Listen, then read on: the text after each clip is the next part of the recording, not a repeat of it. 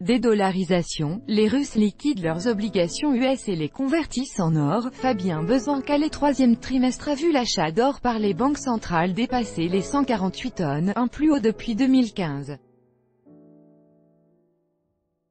Avec 92 tonnes, la Russie est de loin le plus gros acquéreur. Philippe Béchade, président des Éconoclastes, et Philippe Erlin, économiste, ont livré à Sputnik France leur décryptage de cette ruée vers l'or et la dédollarisation. 148,4 tonnes. Plus 22% par rapport à la même époque l'année dernière. L'achat d'or par les banques centrales du globe a atteint au troisième trimestre 2018 un plus haut depuis 2015, selon les statistiques du World Gold Council. À elle seule, la Russie a acquis 92,2 tonnes, soit 62% du total. Malgré une lire turque qui a perdu 25% de sa valeur ces 3 derniers mois, Ankara prend la deuxième position avec 18,5 tonnes d'or de plus dans ses réserves. Des pays comme le Kazakhstan, l'Inde ou la Pologne ont également été actifs au niveau des achats du précieux métal jaune. Il ne s'agit pas d'une ruée planétaire. La très grande majorité de l'or acheté au troisième trimestre l'est par des pays au profil très spécifique. On ne parle pas d'économies occidentales développées, souligne Philippe Béchade, président des Éconoclastes.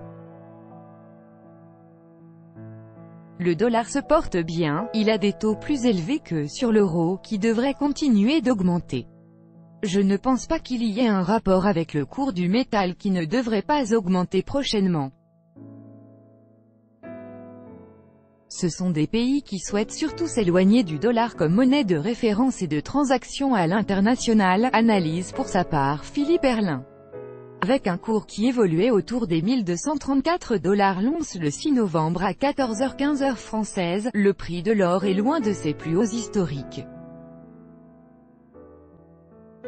La perspective d'une remontée des taux aux États-Unis devrait rapatrier d'importants capitaux au pays de l'oncle Sam et faire s'apprécier le dollar. Plus important, la spéculation va toujours bon train sur le marché de l'or papier et maintient artificiellement les cours vers le bas. S'ils ne s'attendent pas à faire des profits à court terme, pourquoi ces pays se ruent-ils vers l'or? Car justement ils profitent des prix bas afin de remplir leurs propres objectifs. Dans le cas de la Russie, il s'agit d'un travail de longue haleine. Moscou se trouve parmi les plus gros acheteurs depuis des années. Avec ses dernières acquisitions, la banque centrale du pays des Tsars possède désormais plus de 2000 tonnes d'or dans ses coffres. C'est plus que le record datant de 1941 et de l'Union soviétique. Elle détient désormais 17% des réserves mondiales du métal jaune. Un stock estimé à plus de 78 milliards de dollars. Pour la Russie, c'est simple. Ils sont en pleine dédollarisation. Ils liquident leurs obligations US et les convertissent en or. Ils veulent donner plus d'assises au rouble, affirme Philippe Béchade.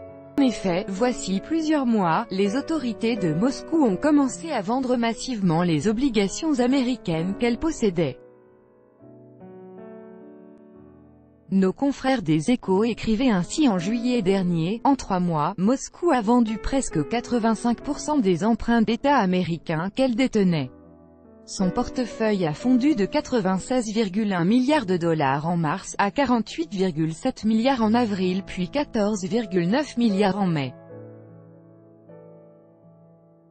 En passant sous la barre des 30 milliards de dollars, la Russie n'est plus considérée comme un détenteur majeur par les États-Unis, la Chine, l'or et ses secrets. La Russie cherche à rendre son économie plus indépendante du dollar, la monnaie de réserve et d'échange internationale, que l'extraterritorialité du droit américain permet d'utiliser pour poursuivre des entités économiques à l'étranger. Le premier sous-gouverneur de la Banque centrale de Russie, Dmitry Tulin, a récemment déclaré que l'or était « une garantie à 100% contre les risques législatifs et politiques ». Moscou a intensifié ses achats d'or après l'introduction en 2014 des sanctions occidentales consécutives au rattachement de la Crimée à la Fédération. Un processus qui n'est pas près de s'arrêter, à en croire les dires d'Anton Siluanov, ministre russe des Finances, qui a assuré que son pays devait se débarrasser de ses obligations du Trésor américain pour des actifs apportant plus de sécurité, comme le rouble, l'euro et les métaux précieux.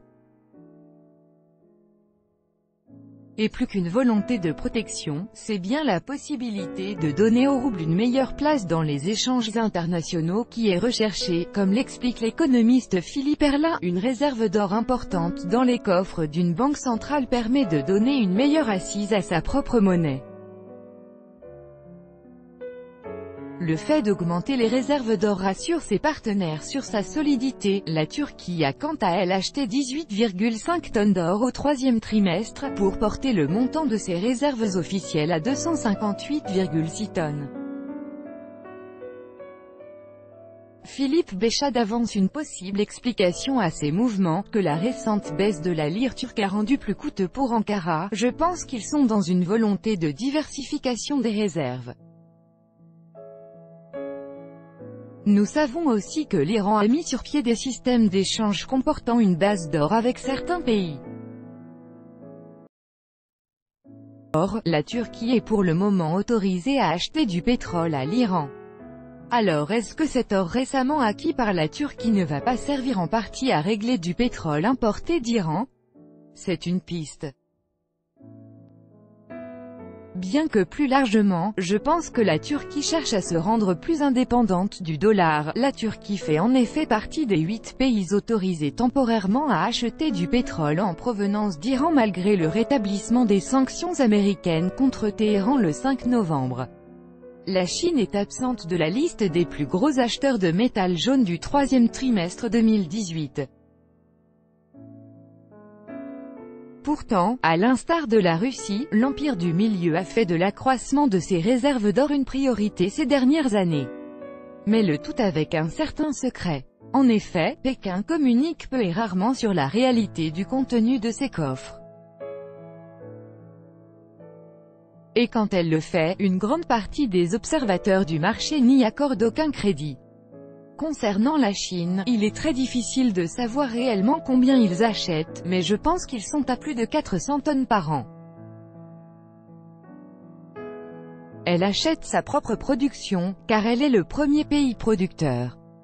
Mais selon moi, il continue d'en importer, analyse Philippe Béchade. La deuxième économie mondiale serait-elle aussi en phase de dédollarisation? Nous en sommes encore loin pour le président des éconoclastes. Pour la Chine, la phase de dédollarisation est loin d'être complète. Elle possède encore des centaines de milliards de dollars de bons du Trésor US. D'après les Échos, la Chine détenait encore en juin dernier plus de 1100 milliards de dollars d'emprunts américains. Bien que Pékin a commencé à s'en débarrasser, les ventes ne se font pas massivement. Ce qui fait dire à Philippe Béchade que la Chine est plus dans une optique de diversification de ses actifs avec ses achats d'or. Si vous prenez par exemple la Chine, elle fait en sorte de multiplier les transactions avec ses voisins en yuan au lieu du dollar. Le fait d'augmenter les réserves d'or permet notamment de rassurer ses partenaires sur la solidité de la monnaie, souligne pour sa part Philippe Erlin.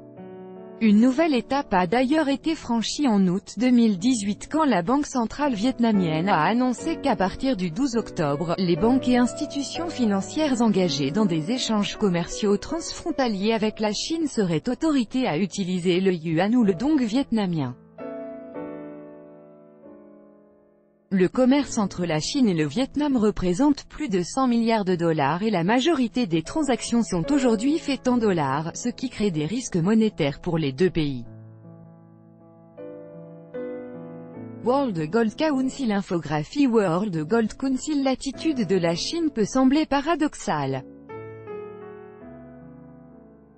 Première productrice mondiale, elle détenait 1842,6 tonnes du précieux métal au deuxième trimestre 2018, d'après le World Gold Council. Un chiffre loin des 8133,5 tonnes officiellement détenues par les États-Unis. Et en deçà des 3369,9 tonnes de l'Allemagne. l'Italie et ses 2451,8 tonnes d'or, ainsi que la France et ses 2436 tonnes, sont également mieux pourvus, sans parler de la Russie. Mais les chiffres avancés par la Chine seraient largement en dessous de la réalité, d'après plusieurs experts. Il est évident que les réserves chinoises sont plus élevées que ce qu'ils annoncent, affirmait Brian Lundin, éditeur de Gold Newsletter, après des publications officielles de Pékin. Si elle veut effectivement asseoir la légitimité et la solidité du yuan dans les échanges internationaux, pourquoi est-elle soupçonnée par de nombreux experts de volontairement sous-estimer le montant de ses réserves d'or? D'après Philippe Béchade, les autorités chinoises anticiperaient une explosion du système monétaire international et souhaiteraient se préparer à sa remise à plat, le tout sans montrer leur véritable jeu. Je pense que c'est leur stratégie.